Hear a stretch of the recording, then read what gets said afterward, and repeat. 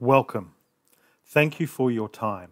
This is a video from our Business Building Roadshow, and today we are talking about the importance of leadership and good governance in business transformation and the automation of knowledge worker services.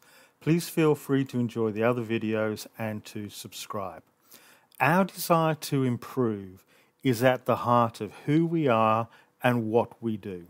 But we often seek assistance and guidance in helping us to make changes, to overcome resistance, and to better ourselves.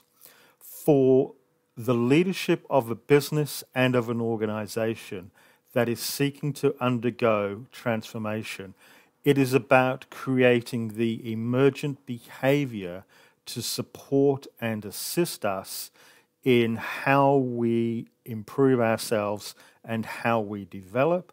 And this is what we are exploring here in this video from the Roadshow. Any transformation starts with an individual. Who we are, what we do, what we stand up for, how we influence others, how we treat others has an impact upon those around us, which then influences others. As a leader, it's about bringing an emergent behaviour from the organisation. It's having people empowered. It's having people who are enthusiastic. It's having people wanting to undergo change. It's about having people that want to undergo transformation because they benefit, because those around them benefit. And it's about putting in the elements that are going to create this emergent behaviour. It starts with the leadership, their desire to change, and the vision that they bring. If they treat others in the way that they would wish to be treated, and they are the change that they wish to see, other people will respond around them. It's about having a clear strategy of how you want to get there. Having the strategy is important so that other people know what they need to do and how they need to align. If you change the environment in which people operate, you change who they are and what they do. Put people into a criminal environment and they tend to pick up criminal activities. Take a criminal and put them in a nurturing and supportive environment and they tend to change and be players within society, engaging, supporting and helping people. So if we change the environment, we change the people. We change the people by instilling the behaviours we wish to see. We've all seen it whereby it's driven by profit only, it instills bad behaviours. The behaviours are there whether the leadership manages them or not. If you instill the right behaviours, if you reward the right behaviours, people will exceed expectation. By instilling the behaviours, you create the sense of ownership. If people own things, they own the jobs they do, the roles that they do, the outcomes that they deliver. They have pride in who they are and what they want to do.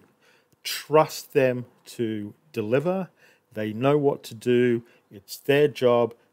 Most people have pride in what they're doing.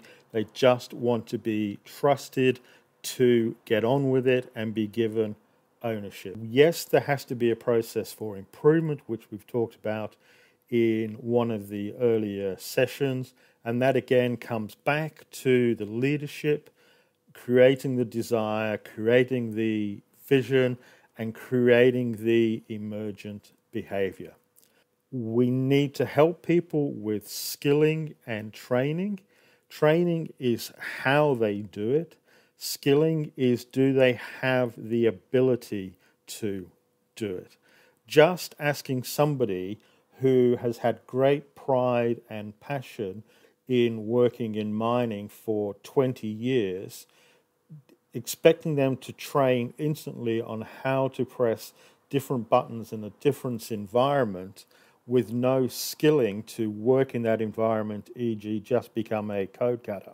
The transition cannot be made. This is why you need the leadership. This is where you've got to have the strategy. You need to change the environment. You need to instill the behaviours. You need to create the ownership and have a process for improvement. It is by the combination of skilling and training that we support this, and the leadership must be the change that they wish to see, and they must treat others as they would be treated. This is similar to one of the slides earlier in the session, or for those online, one of the other videos. We're going to pause here and throw it open to the room for a much longer discussion, because we can see many nodding heads, a couple of crossed arms and a couple of frowns, and people are relating to what we are talking about. Please feel free to get further details from the book, including case studies, scenarios, exercises, and practical implementation details. The book is available direct from the publisher, Amazon, or other bookstores. Any author profits from the book and the videos go to charity and community purposes. Thank you for your time. Hope you enjoyed the session and look forward to your comments. Don't forget to subscribe so that we can help you, and please make the most of the other videos.